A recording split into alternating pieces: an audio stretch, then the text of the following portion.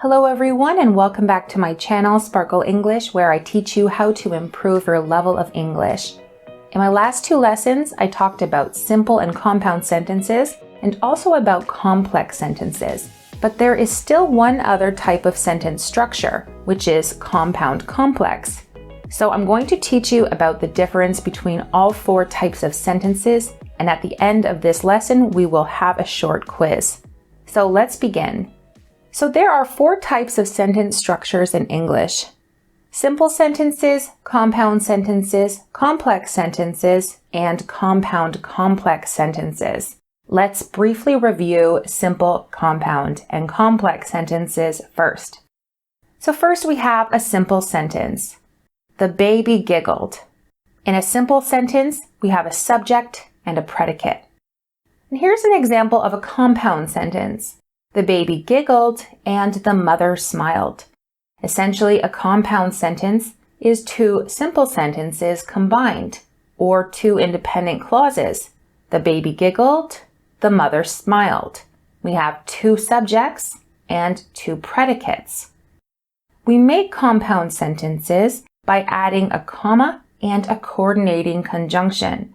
The 7 coordinating conjunctions are for, and, nor, but, or, yet, so.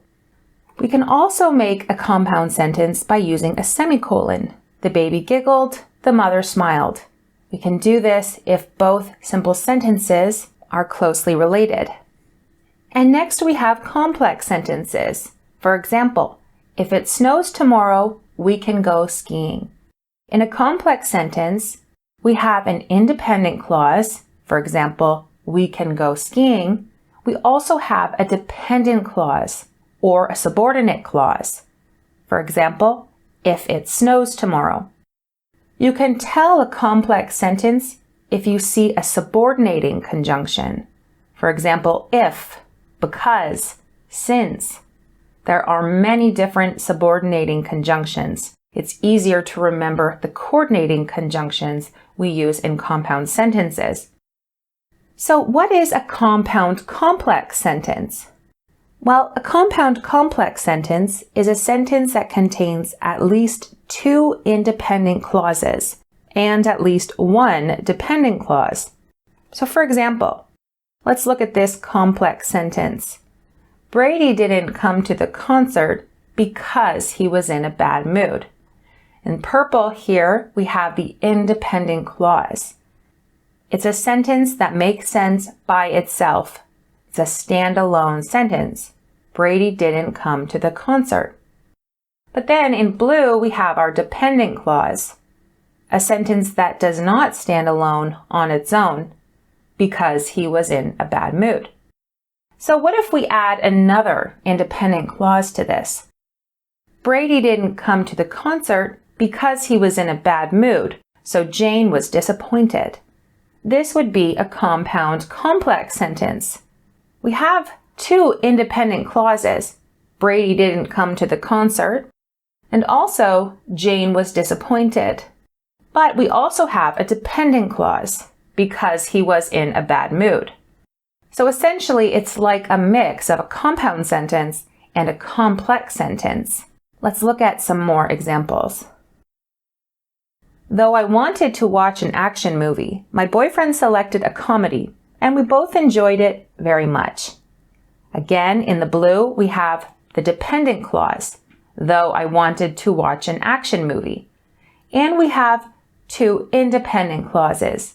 My boyfriend selected a comedy, we both enjoyed it very much. Jordan failed his driving test, so he took the test again when he felt more prepared. Again, we have the dependent clause, when he felt more prepared, and 2 independent clauses. Jordan failed his driving test. He took the test again. And you can change the order of the dependent clause and the independent clauses depending on the sentence. Sometimes the sentence may start with the dependent clause. Sometimes the dependent clause is in the middle, and sometimes it's at the end. It depends how you construct the sentence. I finished my homework, but I couldn't turn it in since my printer wasn't working. Again, we have two independent clauses. I finished my homework. I couldn't turn it in. And we have a dependent clause, since my printer wasn't working. And finally, number 4. Lisa got in trouble because she cheated on her test, and her mother was very upset. We have two independent clauses. Lisa got in trouble, and her mother was very upset. And this time in the middle, we have the dependent clause because she cheated on her test. So you can see in these examples, sometimes the dependent clause begins the sentence, and sometimes it comes at the end of the sentence. And note that if we're joining the two independent clauses, we use a coordinating conjunction and a comma. And, so, but, and. I will do another video on how to punctuate all these sentences because it can get complicated.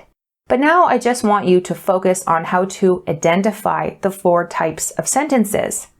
So let's do a quiz. You have to identify the simple, compound, complex, and compound complex sentences. Number 1. I'd like to check out that new shop on Main Street. Number 2. She's having a bad day, and you are not helping. Number 3. I'm running out of ideas for my essay, so I'm going to do more research. Number 4. I don't appreciate your tone of voice. Number 5. My boss has a meeting in an hour, and he's very stressed because he isn't very prepared. Number 6. When I finish reading this book, I'm going to start reading Harry Potter. Number 7. We are organizing the files for our new project. And finally, number 8. Even though my new doctor is kind, I don't think he has much experience, and I really miss my old doctor.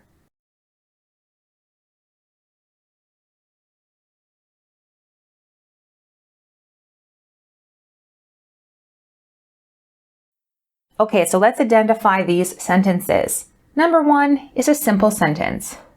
We have a subject, we have a predicate, and it's just one independent clause.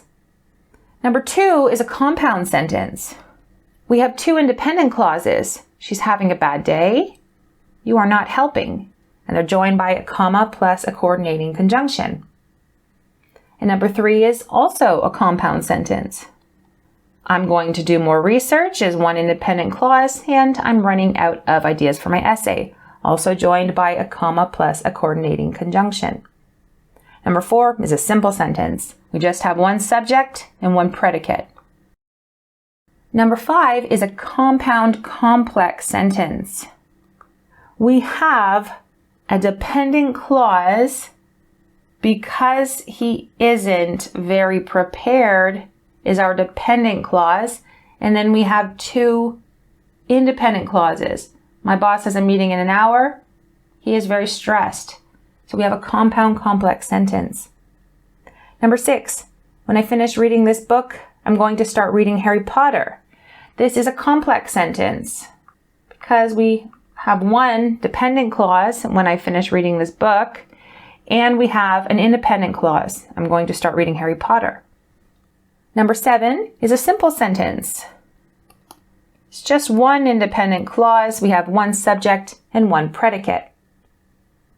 And number 8, even though my new doctor is kind, I don't think he has much experience, and I really miss my old doctor. This is a compound complex.